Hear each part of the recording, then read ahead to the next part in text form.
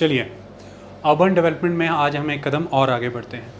हम आपको affordable housing poverty और किस तरह से प्रधानमंत्री आवास योजना ने पॉजिटिव डेवलपमेंट की इन दिशा में और उसमें क्या कमियां हैं इनके विषय में बता रहे हैं। और बहुत सारे इंटरकनेक्टेड कंसेप्ट्स ऑटोमेटिक ही लेक्चर्स के वाया कवर होते चले जा रहे हैं। उसी दिशा में आज हम एक कदम और आगे बढ़ते हैं।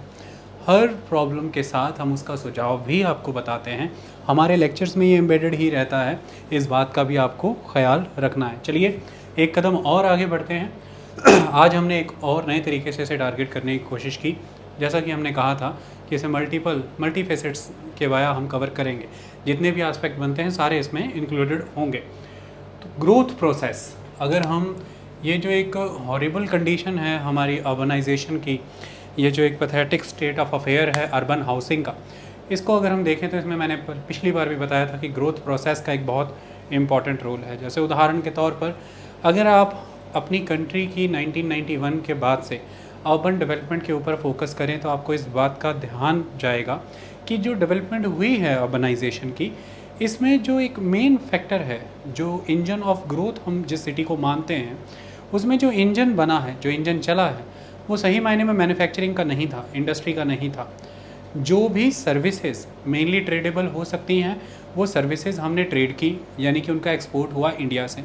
उस एक्सपोर्ट के बदले में वहाँ से उसकी इनकम जो जनरेट हुई वो इंडिया आई, यानी कि रेमिटेंसेज इंडिया आए।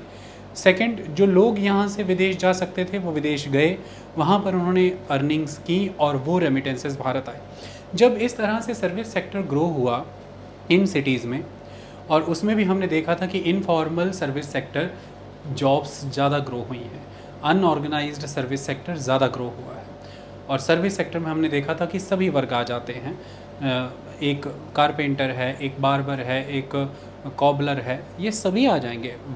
फ्रूट वेंडर है, वेजिटेबल वेंडर है, आईटी कंपनीज़ भी हैं, ट्रक ट्रांसपोर्ट ये सब भी हैं, डॉक्टर्स, इंजीनियर्स, लॉयर्स, प्रोफेशनल्स ये भी हैं, लेकिन वह भी हैं जिनका मैंने जिक्र अभी किया। तो एक जो सर्विस सेक्टर हमारा ग्रो हुआ, इन सर्विस सेक्टर्स के तहत जो सर्विसेज हम ट्रेड कर सकते थे इंटरनेशनली, हमने वो सर्विसेज ट्रेड की, उनके बदले में हमें इनकम्स जनरेट हुई और वो इंडिया आई। सेकंड, जो हमारे लोग विदेशों में गए थे उन्होंने इनकम्स भारत भेजी, यानी कि फॉरेन रेमिटेंसेस। इन सब की वजह से एक डिमांड क्रिएट हुई और उस डिमांड ने जब फर्दर जब आपके पास इनकम आई तो नेचुरली एक मल्टीप्लायर इफेक्ट एक्टिवेट हो जाएगा और उसकी वजह से डिमांड क्रिएट होगी। और जब वो डिमांड क्रिएट हुई तो नेचुरली उसने सप्लाई को रेज़ करने के लिए एक साइकिल को स्टार्ट किया, और जब वो सप्लाई रेज़ करने के लिए हमने प्रोडक्शन को प्रमोट किया, उसमें जॉब्स जनरेट हुई, तो फिर एक और सप्लाई हमें बढ़ानी पड़ी, क्योंकि और डिमांड जनरेट होगी। जितना लोगों के हाथ में जॉब्स आएंगी उतनी ही परचेजिंग पावर आएगी। इस तरह से शहरों का एक तंत्र चल पड़ा, एक साइकिल चल पड़ा। लेकिन इसमें कमी क्या रह गई? कमी ये रह गई कि ये इंडिया जैसी कंट्री में था जहाँ पर इतने बड़े पैमाने पर जनसंख्या थी। उस जनसंख्या में शहरों में अगर आज की डेट में हम बात करें, हमारे आज के शहरों में लगभग 380 मिलियन लोग रहते हैं। 380 मिलियन पॉपुलेशन हमारे सिटीज़ की है आज की डेट में। ऐसे में इतनी बड़ी आबादी वाले देश में जो शहर एग्जिस्ट कर रहे हैं, उन शहरों में रहने वाले लोगों को अगर हम एक फॉर्मल ऑर्गेनाइज सेक्टर में जॉब दे पाते, जो कि मैन्युफैक्चरिंग में हो सकता था, इंडस्ट्रियल सेक्टर में हो सकता था, वो कॉम्प्रोमाइज़ हो गया, वो नहीं हो पाया। उसके लिए हमारी पॉलिसीज़ जिम्मेदार रहीं लंबे समय से, जिसके तहत हमने लाइसेंस परमिट राज सिस्टम देखा 1950 से 1990s के बीच में, और वो क्यों इनकॉम्पिटिटिव था वो मैंने आपको सारा पिछले लेक्चर में बताया। ये एक प्रॉब्लम चलती रही। अब ऐसा माना जाता है सही मायने में कि ये जो ग्रोथ प्रोसेस हमारी कंट्री का रहा, जिसमें शहर इन कारणों से बने हैं जिस सेक्टर में जॉब देने का पोटेंशियल उस लेवल पर नहीं है। तो जॉबलेस ग्रोथ हमने जीडीपी में देखी, तो ग्रोथ हुई हमारी, लेकिन वो जॉबलेस हुई। सेकंड, हमारे शहर जो बन रहे हैं मेनली माइग्रेशन से बन रहे हैं, तो ये कहा जाता है कि माइग्रेशन बहुत है गाँव से शहरों की ओर। लेकिन अगर अब हम इसे चाइना से या ईस्ट एशियन इकोनॉमिक्स से कंपेयर करें, तो फिर उस कॉन्टेक्स्ट में देखेंगे तो जो माइग्रेशन वहाँ पर है रूरल एरिया से सिटीज़ की ओर, अर्बन एरियाज़ की ओर, उसका कोई मुकाबला ही नहीं है। भारत उसके कहीं भी आसपास नहीं ठहरता। हाँ, हमारी सिटीज़ में जिस लेवल की इकोनॉमिक एक्टिविटीज़ होती हैं उसके कॉन्टेक्स्ट में जितनी माइग्रेशन हमारे शहरों से हमारे गाँव से हमारे शहरों की ओर हो रही है, उसके कॉन्टेक्स्ट में अगर हम कंपेयर करें तो चाइना से कंपेयर हो जाता है कि उनका इकोनॉमी का वॉल्यूम बहुत बड़ा है, अर्बन इकोनॉमी बहुत बड़ी है, उसके मुताबिक फिर उस तरह की उस लेवल की माइग्रेशन है उनके गांव से उनके शहर की ओर। लेकिन हमारी अगर एब्सोल्यूट टर्म्स में आप देखेंगे, नंबर्स में देखेंगे, तो इनकम्पेरेबल है Indian migration as compare to Chinese migration. ये एक प्रॉब्लमेटिक, ये एक डिफरेंस है। सेकेंड आस्पेक्ट अगर आप ये देखेंगे कि अदर ईस्ट एशियन इकॉनमीज़, जिनमें साउथ ईस्ट एशियन इकॉनमीज़ भी आ जाती हैं, वियतनाम है, ये मुल्क आते हैं, कंबोडिया है, थाईलैंड है, ये सभी मुल्क इसके अंदर आते हैं। अगर आप उनके वहाँ पर देखेंगे तो जो माइग्रेशन है रूरल टू अर्बन एरियाज़, ये एक चीज़, और दूसरा जो अर्बनाइजेशन की ग्रोथ है ये भी भारत से बड़ी है। यानी कि east Asian economy, south east Asian economies में माइग्रेशन और अर्बनाइजेशन ये दोनों ही भारत से अधिक हैं। लेकिन फिर भी उन्होंने बहुत लंबे समय पहले ही अर्बनाइजेशन की प्रॉब्लम्स को टैकल करना शुरू कर दिया था और वो काफ़ी हद तक उसे टैकल कर पाए। तो माइग्रेशन बड़े स्तर पर होना, लोगों का शहरों की ओर आना, ये एक इम्पॉर्टेंट फैक्टर अक्सर बताया जाता है कि इस वजह से शहरों का बहुत बड़ा आकार बनता चला जा रहा है, इसकी वजह से दबाव पड़ रहा है।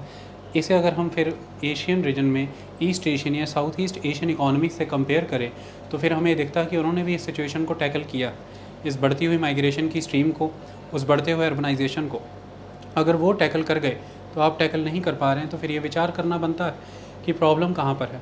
क्या प्रॉब्लम सिंपली माइग्रेशन में है? क्या प्रॉब्लम सिंपली इस चीज़ में है कि बड़े पैमाने पर लोग शहरों में आकर के टिक रहे हैं, इस वजह से एक अर्बनाइजेशन हमारी हो रही है कि लोग नॉन एग्रीकल्चरल एक्टिविटी में आ रहे हैं? या प्रॉब्लम इस चीज़ में है कि हमने डेवलपमेंट का पैटर्न कौन सा अपनाया? प्रॉब्लम इस चीज़ में है कि हमने सिटी प्लानिंग किस लेवल पे की, हमारी अर्बन लोकल बॉडीज़ किस तरह से काम करती हैं, हमारी मेट्रोपॉलिटन जो बॉडीज़ हैं या फिर हमारी कंट्री में जो टाउन प्लानिंग अथॉरिटीज़ हैं और उसके बाद जो ट्रांसपोर्ट अथॉरिटीज़ हैं, इनके बीच में जब लेआउट बनाए जाते हैं, वो ट्रांसपोर्टेशन के लेआउट बनाते हैं, ये टाउन प्लानिंग के लेआउट बनाते हैं, क्या इसमें किसी तरह की कोऑर्डिनेशन रहती है या नहीं?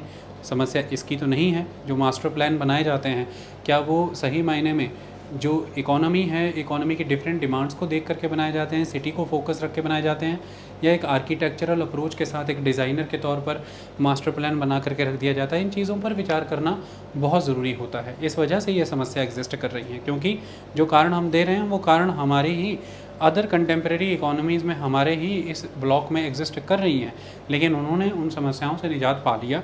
तो बेटर प्लानिंग वहाँ पर इम्पॉर्टेंट है, बेटर अर्बन लेआउट इम्पॉर्टेंट है, better coordination between the different sector of the urbanization important है। इन पर विचार करना बहुत ज़रूरी है, तब जा करके समस्याएं दूर होंगी। ये ऑथर आपको कहना चाह रहा है। Push factors to increase. अब अगर हम ये मानते हैं कि भाई माइग्रेशन जो हो रही है रूरल एरिया से अर्बन एरियाज़ की ओर, ये भारत में बहुत अधिक है, और एक पुल अर्बनाइजेशन हमारी कंट्री में एग्जिस्ट करती है, इसको मानना पड़ेगा। पुल अर्बनाइजेशन एग्जिस्ट करती है, ये यहाँ से पता लगता है कि भाई हर सिटी के सराउंडिंग रीजन से पुश लग रहा है, इसलिए लोग अपनी सराउंडिंग सिटी की ओर जा रहे हैं। ये भी बड़ी चीज़ नहीं, एक पुल इफेक्ट ज़्यादा है पुश इफेक्ट के कंपैरेटिवली। वो ऐसे है कि अगर आप कलकत्ता की बात करें, चेन्नई की बात करें, तो कलकत्ता चेन्नई के जो हिंटरलैंड एरिया हैं, यहाँ से लोग कलकत्ता और चेन्नई की ओर कम जा रहे हैं एज़ कम्पेयर टू वो दूसरे शहरों की ओर बढ़ रहे हैं। और सीख यहीं पर उदाहरण के तौर पर देखें तो दिल्ली को ले लीजिए, अहमदाबाद को ले लीजिए, मुंबई को ले लीजिए, हैदराबाद को ले लीजिए, बेंगलोर को ले लीजिए, उनके हिंटरलैंड में जो लोग रहते हैं उनकी मूवमेंट ज़्यादा है अपने शहरों की ओर। मतलब ये सिटीज़ ज़्यादा अपॉर्चुनिटीज़ ऑफ़र कर रही हैं, यहाँ पर ज़्यादा डायनामिज़म है in the context of job, better living standard, opportunities, innovations, creativity. इस वजह से ही अपने सराउंडिंग रीजन के लोगों को ज़्यादा अट्रैक्ट कर पा रही हैं। तो पुल इफेक्ट इनमें ज़्यादा है। जो 1990s तक कलकत्ता और चेन्नई, जिसे आज कोलकाता कहते हैं आप, ये कलकत्ता और चेन्नई जो 1990s तक बहुत हैपनिंग था, अपने सराउंडिंग रीजन से लोगों को अपनी ओर अट्रैक्ट करता था, आज वो उस लेवल पर आकर्षण का केंद्र नहीं है। यानी कि वहाँ पर डायनामिज़म की कमी आई है, वहाँ पर इंडस्ट्रीज़ कम हुई हैं, अर्बन ग्रोथ का लेवल जो है इनकम पोटेंशियल के मामले में रिड्यूस हुआ है, वो उस लेवल पर जॉब्स और अपॉर्चुनिटीज़ नहीं दे पा रहा, वो इनोवेशंस, क्रिएटिविटीज़ की ओर नहीं जा पा रहा है। ये एक इम्पॉर्टेंट चीज़ है। इस वजह से उस सराउंडिंग के लोग वहाँ नहीं जा रहे हैं, वो किन्हीं और शहरों की ओर जा रहे हैं।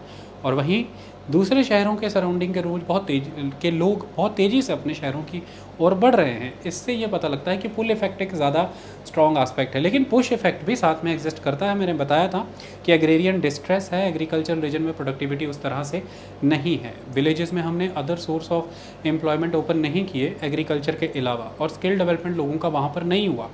ऐसे में अब आने वाले दिनों में अगर हम ये कारण बताते हैं कि भाई एक माइग्रेशन की स्ट्रीम है जो बड़ी तेज़ी से भारतीय शहरों की ओर आ रही है। हम ये कहते हैं कि भारतीय शहरों की अपनी नेचुरल ग्रोथ उस लेवल पर उतनी नहीं है जितनी माइग्रेशन की वजह से उनकी जनसंख्या बढ़ती है और अर्बनाइजेशन बढ़ रही है। नंबर में लोग बहुत तेज़ी से बढ़ रहे हैं हमारे देश में, तो ये तो फिर आगे आने वाले समय में और होगा।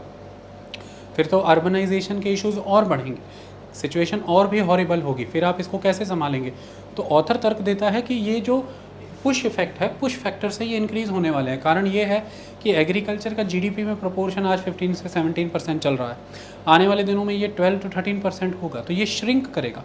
ऐसे में हमें एग्रीकल्चर में प्रोडक्टिविटी बढ़ानी पड़ेगी, और प्रोडक्टिविटी का सबसे मेन आस्पेक्ट है कि हम लेबर प्रोडक्टिविटी को इंक्रीज़ करेंगे।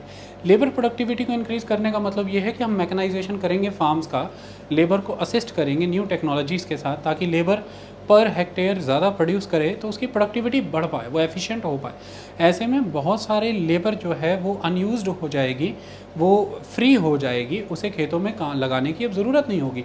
तो वो लोग भी कहाँ जाएंगे? वो भी शहरों की ओर आएंगे। तो पुश इफेक्ट तो आने वाले दिनों में बढ़ने वाला है। इनफैक्ट ग्रामीण क्षेत्रों में जितना ज़्यादा साइंस एंड टेक्नोलॉजी का प्रसार होगा खेती बाड़ी के मामले में, जितना ज़्यादा मैकेनाइजेशन होगा, जितना ज़्यादा एग्रीकल्चर में आप इन चीज़ों को यूज़ करेंगे, उतना ज़्यादा जब भी आप लेबर प्रोडक्टिविटी बढ़ाना चाहेंगे, जो कि मजबूरी है, खेतीबाड़ी को अगर आप रेम्यूनरेटिव बनाना चाहते हैं, आमदनी का एक ज़रिया बनाना चाहते हैं, तो ये तय बात है कि आपको लेबर को प्रोडक्टिव बनाना पड़ेगा। अगर आप ये करते हैं तो ये भी तय बात है कि बड़े पैमाने पर लेबर फ्री होगी, और अगर ये फ्री लेबर वहाँ पर एग्जिस्ट कर रही है तो आपको उसे alternatives avenues of employment provide करने पड़ेंगे, जिसकी वजह से आपने, क्योंकि रूरल एरिया में उस लेवल के alternative avenues of employment develop नहीं किए हैं, तो फिर वो वही कन्वेंशनल मेथड फॉलो करेंगे जो बाकी लोग करते हैं, और वो कन्वेंशनल मेथड है शहरों की ओर आना। तो वो तो शहरों की ओर आएंगे। क्या शहरों में समूचे प्रबंध हैं उनको रोज़गार देने के लिए?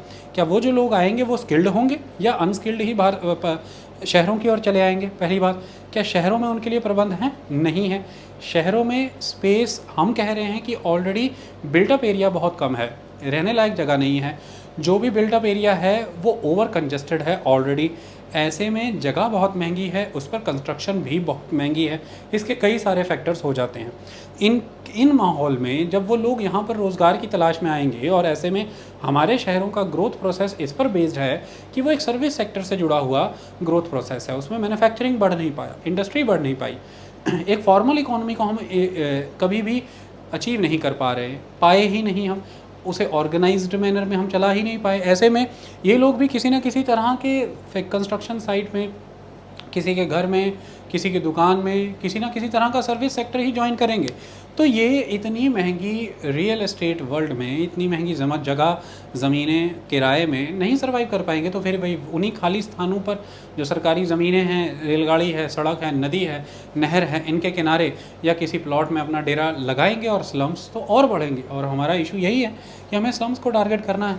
तो ये तो आने वाले समय में बढ़ने वाला है। अगर हम इसे बेटर प्लान नहीं करेंगे तो ये समस्या तो रुकने वाली नहीं। अगर ये तर्क है पॉलिसी मेकर्स का कि भाई रूरल टू अर्बन माइग्रेशन की वजह से हमारी अर्बनाइजेशन जो है वो इम्बैलेंस्ड है, क्योंकि बड़े पैमाने पर लोग वहाँ से आते हैं, तो ये तो फिर और बढ़ने वाला है आने वाले समय में, क्योंकि हमें एग्रीकल्चर को इम्प्रूव करना है। तो ऐसे में क्या समूचे प्रबंध हैं? तो ये एक सवाल खड़ा होता है कि यहाँ पर हमें देखना होगा कि स्किल डेवलपमेंट इनका करना बहुत ज़रूरी है। इनका ये जो लोग आ रहे हैं, और किस दिशा में इनका स्किल डेवलपमेंट करना है, इनोवेशन के सेंस में करना है। जो नए सर्विस सेक्टर उभर रहे हैं, जो नए स्वयं रोज़गार की उपलब्धियां हासिल की जा सकती हैं, ऐसे हमारे पास अपॉर्चुनिटीज़ हैं, संभावनाएं हैं।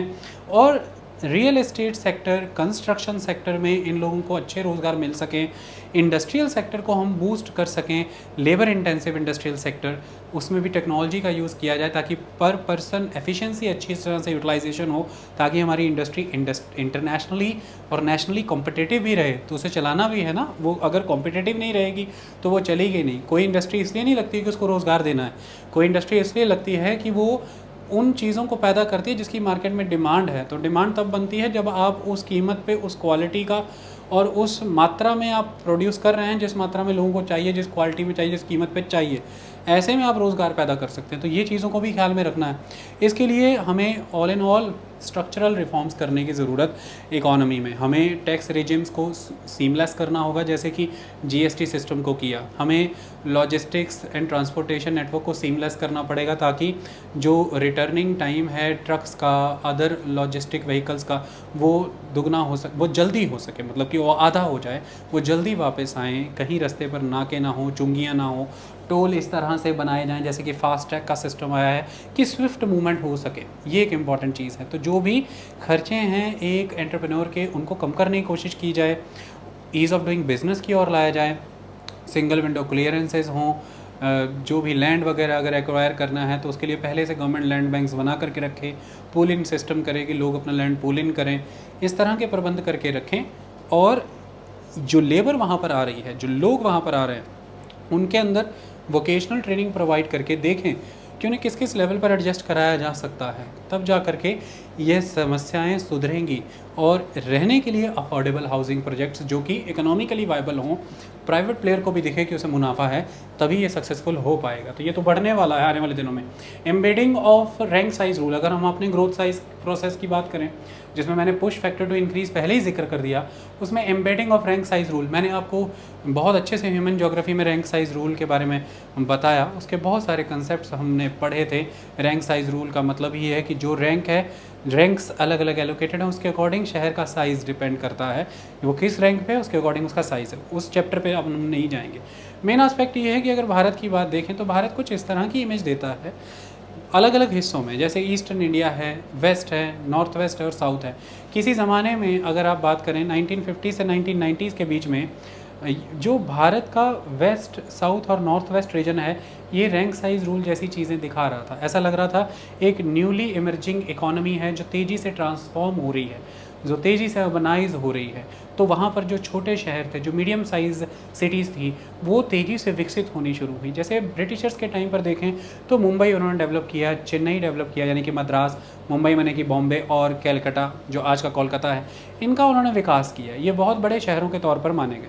अदर रेलवे लाइन के ऊपर और गंगा नदी के ऊपर जो सिटीज़ थी उनका भी विकास हुआ। लेकिन इसके बाद अगर आप देखें तो कोयम्बटूर की बात करें, आप कोची की बात करें, उसके बाद अहमदाबाद की आप बात करें, भोपाल की आप बात करें, जयपुर की आप बात करें, ये शहर भी तेज़ी से विकसित होने शुरू हुए जब हमने 1950 से 1990s के बीच का एक दौर देखा। तो ये जो small size, mid size cities हैं, ये भी डेवलप होनी शुरू हुई। इससे ये पता लगता था कि एक इमर्जिंग इकोनॉमी है, एक डेवलपिंग इकोनॉमी है जो तेज़ी से ट्रांसफॉर्म हो रही है, और जो छोटे शहर हैं वो आकार बढ़ रहा है, मिड साइज़ में आ रहे हैं। मिड साइज़ के शहर के रूप में वो अब बड़े शहरों की जगह को लेने की कवायद में हैं। वो वहाँ से लोगों को अपनी ओर अट्रैक्ट कर रहे हैं, उद्योग धंधों को अपनी ओर अट्रैक्ट कर रहे हैं। इस तरह का ट्रेंड हमें वहाँ पर नज़र आया। लेकिन उस समय ईस्ट इंडिया में अगर हम देखें, ईस्ट इंडिया में और सेंट्रल वेस्टर्न इंडिया में, ईस्ट इंडिया और सेंट्रल वेस्टर्न इंडिया, यहाँ पर हमें ये चीज़ नहीं नज़र आ रही थी। यहाँ पर हमें ये नज़र आ रहा था कि कुछ ही चुनिंदा शहर, जैसे मैंने बताया कि कैलकाटा हुआ करता था और मद्रास हुआ करता था, सारी डेवलपमेंट यहाँ पर ही फोकस्ड है। तो मेट्रोपॉलिटन सिस्टम बहुत स्ट्रॉन्ग था उस दौर में। वहाँ पर अभी ये सिस्टम नहीं आया कि स्मॉल और मिड साइज सिटीज़ भी ग्रो हो रही थी और मेट्रोपॉलिटन को चैलेंज दे सकती थी। लेकिन अब अगर देखें आज की दौर में, तो हम उन रीजन्स में ये चीज़ देख पा रहे हैं, ईस्टर्न रीजन्स में ये नोटिस कर पा रहे हैं कि इस तरह के आपको शहर अब नज़र आने शुरू हो गए हैं। मिड साइज़ सिटीज़ की ग्रोथ होने लगी है। वो जो मेट्रोपॉलिटन साइज़ सिटीज़ थी, जो बिग सिटीज़ थी, उनके क्राउड को अपनी ओर अट्रैक्ट कर रहे हैं, उन टैलेंट्स को अपनी ओर अट्रैक्ट कर रहे हैं, उन इंडस्ट्रीज़ को अपनी ओर अट्रैक्ट कर रहे हैं।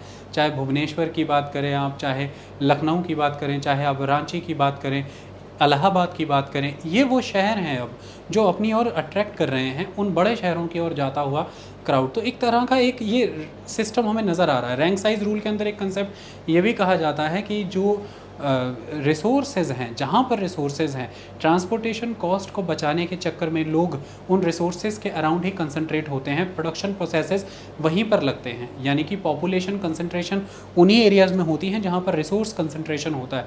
ये भी हमें यहाँ से नज़र आता है कि अब ईस्टर्न रीजन की अगर हम बात करें, डेवलपमेंट की कमी से जूझता रहा वो, वहाँ पर उस लेवल पर road network, transportation system high level पे डेवलप नहीं हो पाया, बहुत समस्या रही। आप बिहार जाइए, ईस्टर्न उत्तर प्रदेश जाइए, छत्तीसगढ़ जाइए, उड़ीसा जाइए, बंगाल जाइए, you will feel the difference. आप पंजाब की सड़कों से उन्हें कंपेयर नहीं कर सकते थे एक समय के पहले तक, बहुत बुरी हालत थी। तो इसकी वजह से due to lack of transportation, due to lack of law and order, safety and security, so many turbulences, internal disturbances are there, the Maoist attacks were there, Maoist hit areas, they are located over there.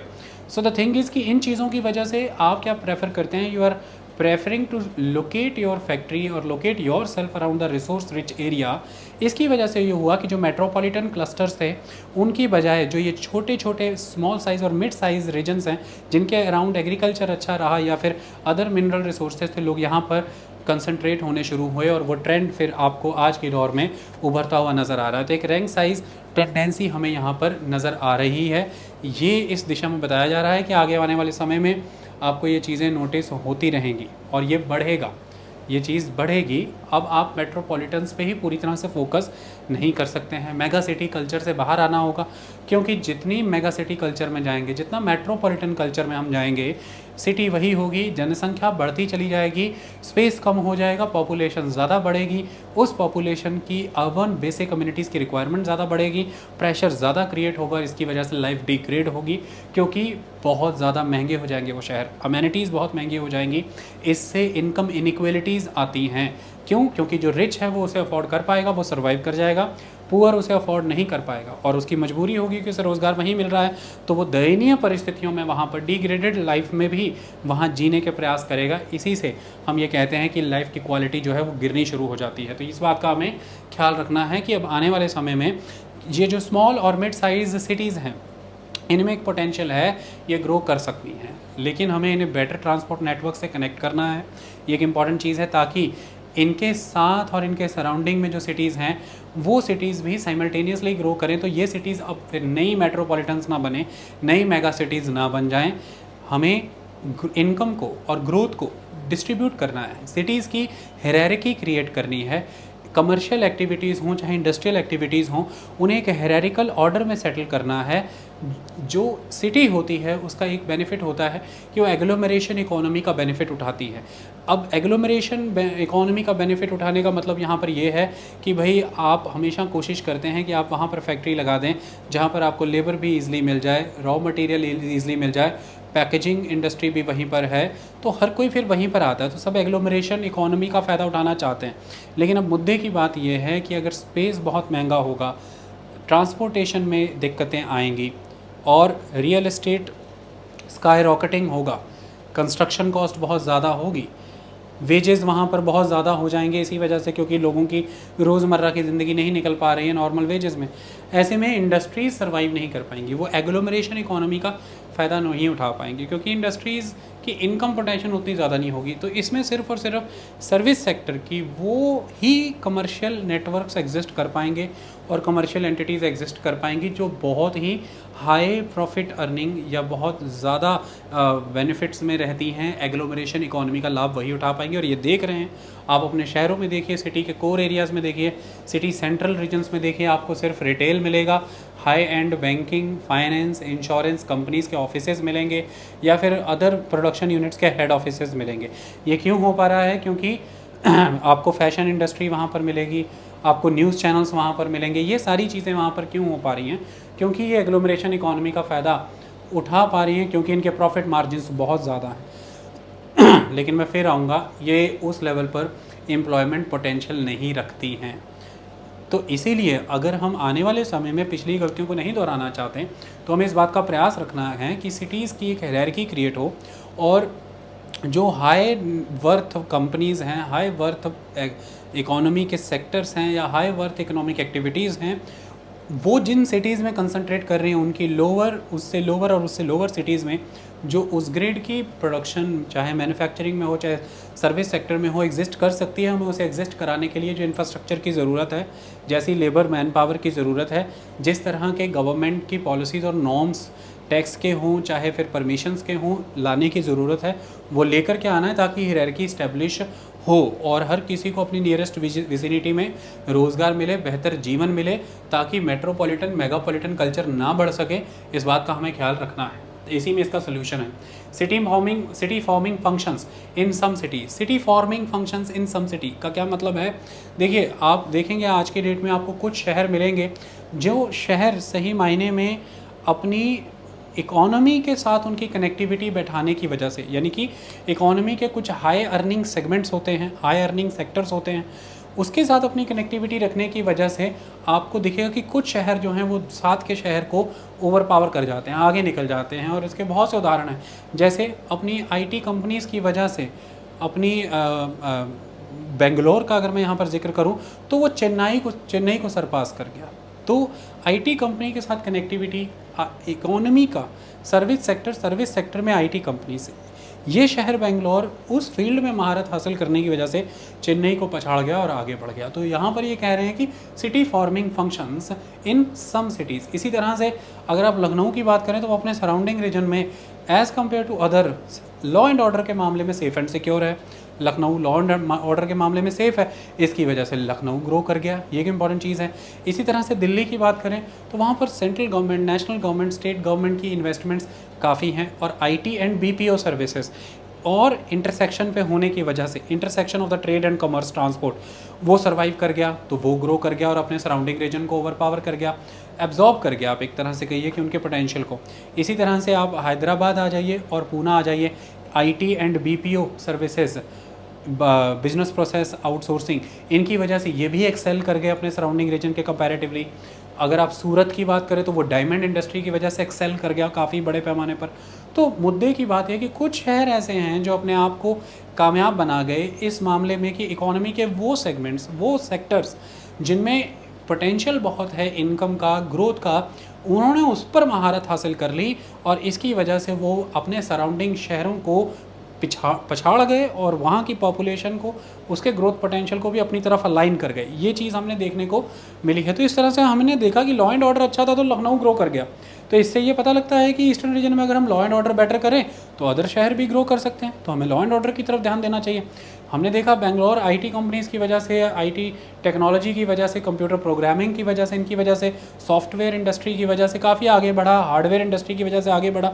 तो फिर हमें ये बात का ख्याल रखना चाहिए कि अगर वो ओवर पॉपुलेटेड होगा कल को, वहाँ पर भी प्राइसेस इसी तरह से बढ़ते हैं और स्लम की कंडीशंस क्रिएट होती हैं, तो उसके सराउंडिंग रीजन में भी हमें इस तरह के पोटेंशियल को आइडेंटिफाई करके उन रीजन्स को वो सपोर्ट्स अभी से प्रोवाइड करनी है कि फ्यूचर प्लानिंग हो सके और बढ़ती हुई आबादी, बढ़ते हुए आईटी एक्सपर्ट्स, बढ़ती हुई सॉफ्टवेयर और हार्डवेयर इंडस्ट्री वहाँ पर इस्टेब्लिश हो सके, वहाँ पर लोकेट हो सके। आईटी बीपीओ का पोटेंशियल जहाँ पर है, हम उन रीजन्स को, उन क्लस्टर्स को आइडेंटिफाई करें। इस तरह से आइडेंटिफिकेशन का प्रोसेस करना है। उस रीजन में एजुकेशन को उस तरह से शेप करना है, कॉलेजेस यूनिवर्सिटीज़ को ऑन बोर्ड लेना है और देखना है कि यहाँ पर किस तरह की इंडस्ट्रीज़, किस तरह के relations between the city and the economy बन सकता है। उसी के तहत फिर हमें वहाँ पर रिसोर्स जनरेशन के पोटेंशियल को एक्सप्लोर करना है। उसी के बेसिस पर हमें वहाँ पर ह्यूमन रिसोर्स का डेवलपमेंट करना है और उसी के बेसिस पे हमें वहाँ पर policy making, road network, other infrastructure network develop करना है। अगर आईटी इंडस्ट्री, सॉफ्टवेयर इंडस्ट्री है तो फिर लैब टेस्टिंग है, डाटा प्रोग्रामिंग क्लस्टर्स हैं, डाटा कलेक्शन सेंटर्स हैं, इस तरह की चीज़ों का इंफ्रास्ट्रक्चर का वहाँ निर्माण करना है। तो सरकार को ये देखना है कि रिसर्च एंड डेवलपमेंट एक्टिविटीज़ हैं, चाहे फिर इंफ्रास्ट्रक्चर डेवलपमेंट एक्टिविटी है, ह्यूमन रिसोर्स डेवलपमेंट है, रोड कनेक्टिविटी की बात अगर हम करें, ये सारे दिशा की प्लानिंग करनी पड़ेगी। क्लस्टर्स हमें उठाने पड़ेंगे पोटेंशियल को आइडेंटिफाई करके, तब जा करके आने वाले समय की जनसंख्या, उनकी रोज़गार की ज़रूरतें और उनकी एस्पिरेशंस जो हैं विकास की, बेटर लिविंग स्टैंडर्ड की, वो यहाँ पर आंसर हो पाएंगी, वरना ये नहीं हो पाएंगी।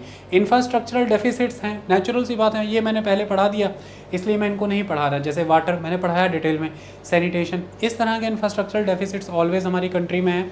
आप देख लीजिए आज की डेट में कि अगर हम कंट्री अपनी की बात करें, ऑलमोस्ट 35% पॉपुलेशन सिटीज़ में रहती है। लेकिन 35% पॉपुलेशन जब सिटीज़ में रहती है, अब इसमें इस बात का भी तो ख्याल करना ज़रूरी है कि मैंने आपको ये बताया था कि शहरों में क्लास 1 सिटीज़ हैं जिसमें पूरी शहरों की 70.2%, जितनी हमारी अर्बन पॉपुलेशन है उसका 70.2% क्लास 1 सिटीज़ में एग्जिस्ट कर रहा है। और हमारे देश में 53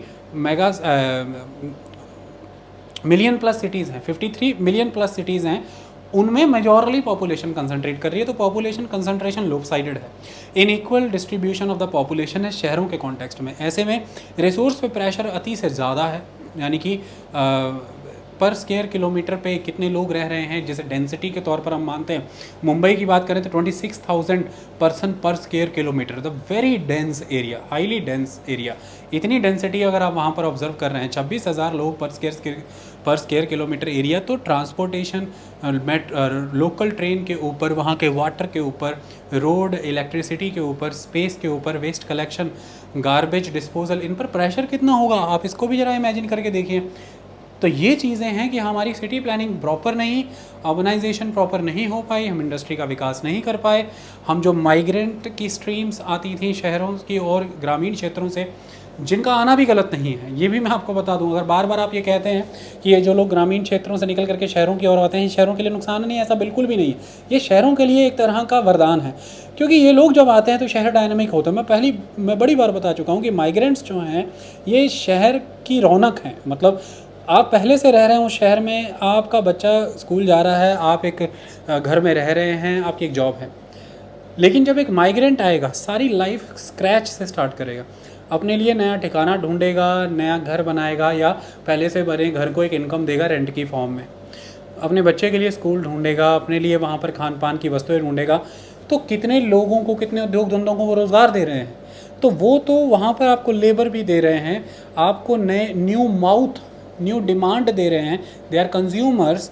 तो वो तो एक तरह के सप्लाई चलाने वाले लोग हैं, वो डिमांड क्रिएट करने वाले लोग हैं। तो माइग्रेंट्स जो हैं ये तो एक सिटी की जो है कह सकते हैं आपकी जान दिल होते हैं, धड़कते हैं ये शहर, तभी जिंदा रहता है। तो ये अर्थव्यवस्था को सुदृढ़ बनाते हैं। लेकिन अगर अब ये अनस्किल्ड हैं, अगर इनके लिए वहाँ पर समूचे प्रबंध ही नहीं है इन्हें वहाँ पर सेटल कराने के लिए, सिटी ऑलरेडी अपनी कैपेसिटी रीच कर गई है बहुत समय पहले, तब ये समस्या का कारण है। और वो कोई भी होगा समस्या का कारण। आपके आगे पैदा हो रहे बच्चे भी समस्या का कारण बन जाएंगे उस शहर के लिए, क्योंकि उन्हें भी वो लिविंग स्टैंडर्ड नहीं मिल पाएगा जो कभी शायद आपको मिला था, क्योंकि रिसोर्सेज पे प्रेशर है। शुद्ध वायु उन्हें नहीं मिल पाएगी जो आप कभी भोग चुके हैं, उन्हें वो शुद्ध जल नहीं मिल पाएगा जो आपने कभी पी लिया है। तो ऐसे में माइग्रेंट आकर के नुकसान कर रहे हैं, ऐसा नहीं है, आपकी भी पैदा होने वाले आगे बच्चे वो नुकसान कर सकते हैं। मुद्दा ये है प्लानिंग नहीं है सही, मुद्दा ये उन लोगों के लिए रोज़गार नहीं है, मुद्दा ये है कि वो आ ही क्यों रहे हैं वहाँ से। वहाँ पर क्या छोटे शहरों का विकास नहीं हो पाया था, क्या टाउन नहीं बन पाए थे, और क्या उनके गांव में उनको रोज़गार नहीं था, पशुपालन नहीं दिया, मछली पालन नहीं दिया, शहद पालने की उन्हें विधि नहीं सिखाई, खेती बाड़ी में विकास करना नहीं सिखाया, कैसे फल फूल सब्जियां सिखाना अगर लगाना से उन्हें सिखाया जाता, ये सारी चीज़ों में उन्हें पारंगत किया जा सकता था। हम चूके हैं इन मामलों में, ये ध्यान रखने वाली बात है। तो ये इंफ्रास्ट्रक्चर तो ओवर रीच्ड है बहुत, तो water, sanitation, electricity, health care, ये सारे डेफिसिट्स हैं। इसमें ट्रांसपोर्टेशन एक मुद्दे की बात है इंपॉर्टेंट, जहाँ पर हम चूक रहे हैं। हमारी कंट्री में ट्रांसपोर्टेशन ऑलवेज चूका है। हमने सबसे बड़ी समस्या ये देखी, कोऑर्डिनेशन नहीं है। हमारी मेजॉरली सड़कें जो हैं ये आफ्टर थॉट होती हैं, जब आबादी एक बार बस जाती है उसके बाद हम सड़कों का निर्माण करने के विषय में सोचते हैं। ये एक बहुत बड़ी प्रॉब्लम का कारण। अब समस्या ये हो जाती है कि अगर हम मेट्रोपॉलिटन या फिर टाउन प्लानिंग अथॉरिटी की बात करें, और ऊपर से अगर हम ट्रांसपोर्टेशन की बात करें, मान लीजिए सड़कों का प्लान रखना है, इधर से टाउन प्लान हो रहा है टाउन प्लानिंग अथॉरिटी के द्वारा, इधर से ट्रांसपोर्टेशन के तहत हम देखें कि सड़कें बनने का निर्माण हो रहा है, दोनों में अगर आपस में कोऑर्डिनेशन नहीं होगा तो काम कैसे चल पाएगा? दोनों कैसे एक दूसरे की ज़रूरतें समझ पाएंगे? यहीं पर सारी समस्या है। प्लान्स प्रॉपर नहीं, सड़कों का जाल सही ढंग से नहीं बिछाया गया, पहले तो कम, और जब कम के बाद भी बिछाया गया तो वो करेक्ट नहीं बिछाया गया, और फिर ऊपर से नियमों ने काम ख़राब किया। उदाहरण के तौर पर अगर हम बात करते हैं, बहुत से ऐसे शहर पुराने, चेन्नई की बात कर लेते हैं, जैसे पहले मद्रास कहते थे, कलकत्ता की बात कर लेते हैं। कलकत्ता में ट्रैम चला करती थी, कलकत्ता में अंडरग्राउंड मेट्रो कब से चल रही, किसी ज़माने से ही। उसके बाद चेन्नई मेट्रो की बात कर लेते हैं। ये उस लेवल पर प्रोडक्टिव नहीं हो पाई, और जब एक लेवल पर आप प्रोडक्टिव नहीं होते तो जो अथॉरिटीज़ आपको रन करती हैं वो भी फिर आपको एफिशिएंटली यूटिलाइज़ नहीं कर पाती, आप उनके लिए बर्डन बन जाते हैं। उदाहरण के तौर पर हम दिल्ली मेट्रो की बात कर लेते हैं। दिल्ली मेट्रो चलाई, बाय रूल तो उसे FSI बढ़ा करके देना चाहिए था। मैंने आपको फ्लोर स्पेस इंडेक्स का कंसेप्ट बताया था। मान लीजिए एक रीजन है वहाँ पे अभी दिल्ली मेट्रो नहीं चलती, वहाँ पर आपने फ्लोर स्पेस इंडेक्स रखा हुआ 1.5, मतलब 1000 स्क्वायर फुट के प्लॉट के ऊपर। अब अगर मैं 1.5 FSI बता रहा हूँ तो मतलब 1500 स्क्वायर फुट अपन कंसेप्ट कर सकते हैं, मतलब कि उस 1000 स्क्वायर फुट के प्लॉट पे हम 500 स्क्वायर फीट के 3 माला बना सकते हैं। तो 500 500 500, तो ट्रिपल स्टोरी बन गया वो, और 1500 स्क्वायर फुट हो गया। अब हम कह रहे हैं कि स्पेस कम है, हम ये कह रहे हैं कि लोग ज़्यादा आ गए, तो बिल्टअप एरिया अपने पास कम है। लेकिन अगर हम देखें तो 1000 स्क्वायर फुट का वो प्लॉट था और अभी 5 माला और 2 माला और बन सकते थे या 3 माला और बन सकते थे, 500 500 500 और ऐड हो सकता था। मतलब कि 1500 स्क्वायर फुट की बजाय 2500 या 3000 स्क्वायर फुट भी बन सकता था उस प्लॉट पे, क्योंकि नीचे तो स्पेस उतना ओपन रहेगा, ऊपर की ओर ही जाना है हमें। तो फ्लोर स्पेस इंडेक्स को बढ़ाइए। सरकारें कहती हैं ये नहीं बढ़ सकता, क्यों?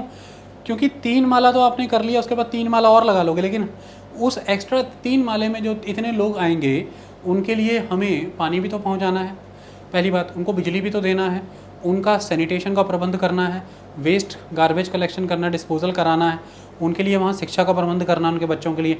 और वो 3 माला में रहने वाले लोग अपनी गाड़ियाँ लेके सड़कों पर आएंगे। सड़कों पर भी उतनी चौड़ाई होनी चाहिए ना कि उनकी एक्स्ट्रा गाड़ियाँ वहाँ चल सकें।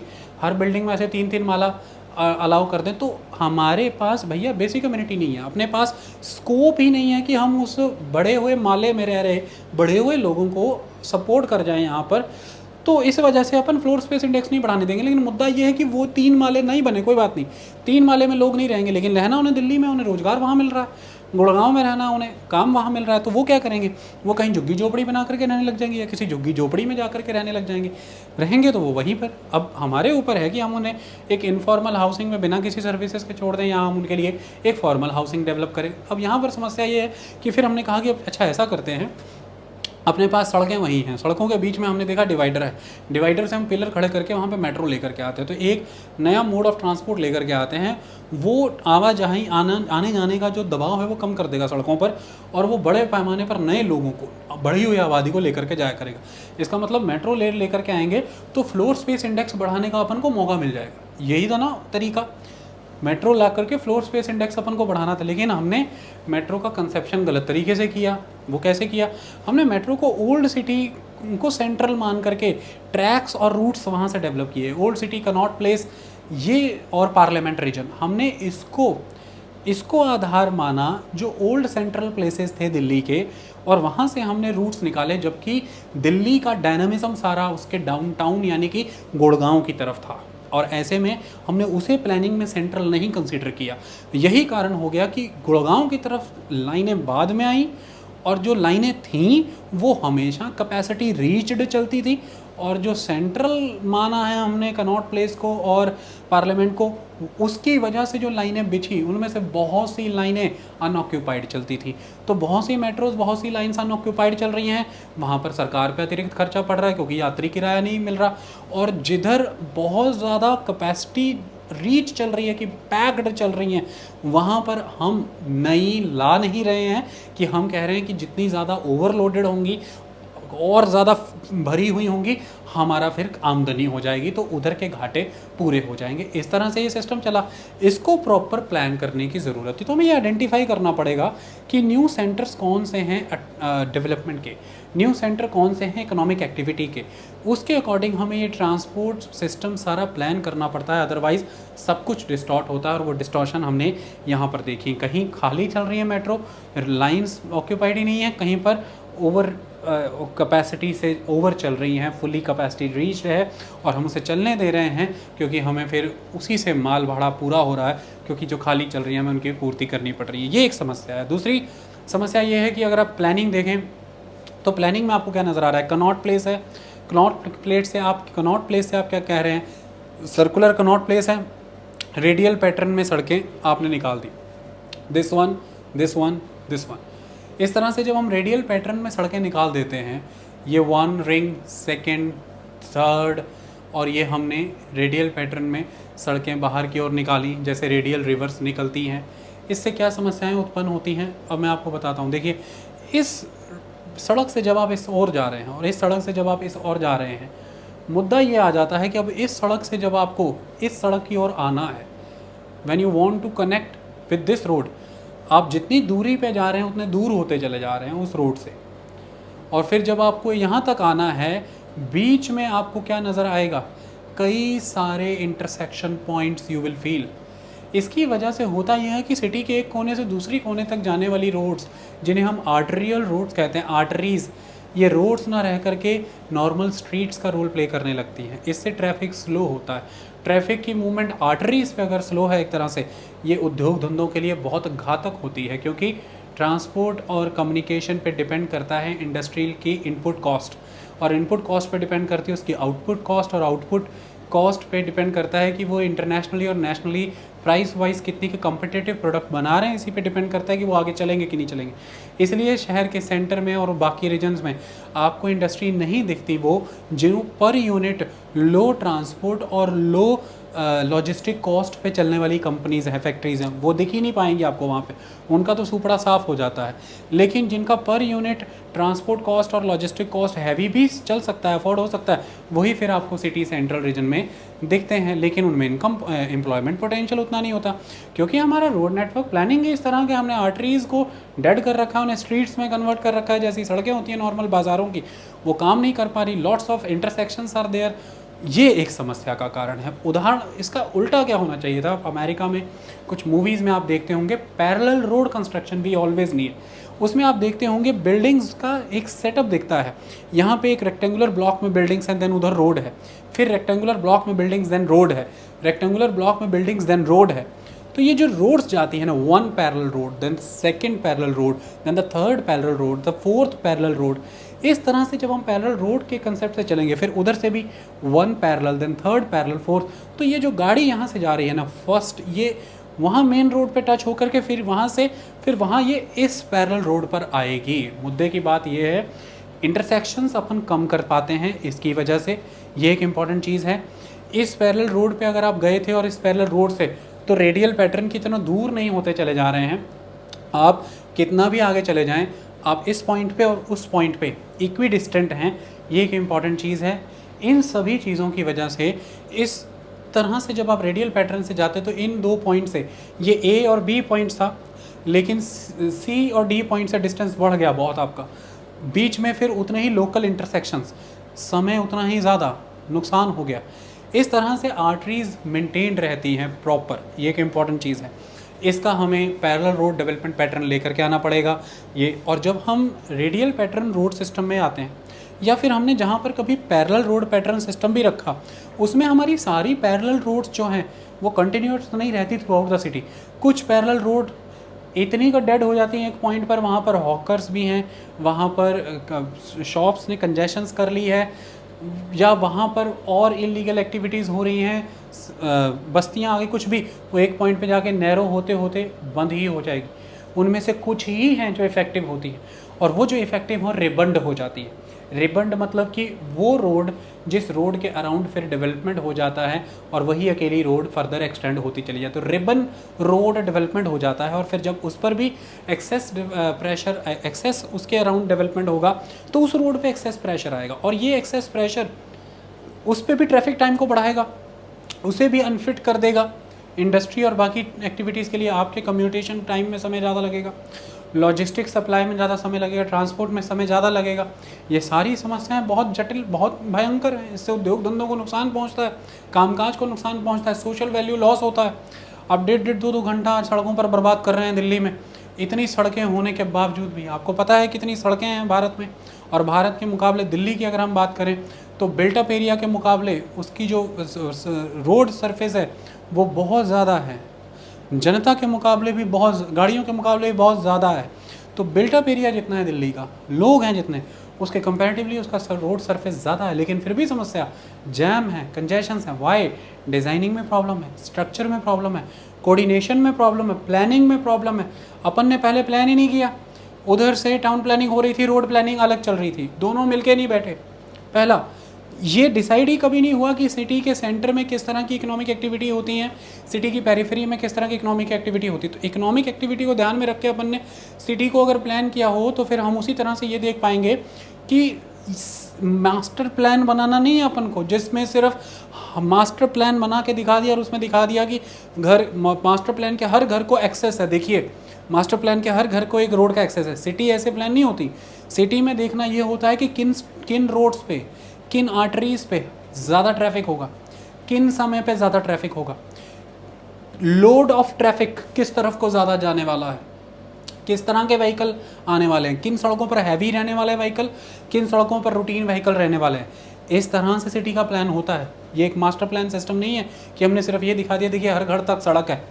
That is not the approach load traffic load हमें देखना होता है, व्हीकल साइज़ हमें देखने होते हैं, इकोनॉमिक एंड कमर्शियल एक्टिविटीज़ देखनी होती है फ्रॉम सेंटर टू पेरिफ्री, ये सारी देखनी चीज़ें पड़ती हैं, पीक आवर्स हमें देखने पड़ते हैं, फिर जा कर के काम होता है। फिर हमने ये किया नहीं होता तो फिर हमारे पास एक ही ऑप्शन बच जाता है, एक ही ऑप्शन बच जाता है कि जो हमारी वही कुछ रिबन्ड रोड्स हैं, हमारे पास ऑप्शन यही है फिर कि आर्टरीज़ तो हमने डेड कर ली, तो जो आर्टरीज़ जिंदा हैं उनको हम क्या करते हैं फिर 4 लेन 6 लेन 8 लेन्स, ये पॉसिबल है।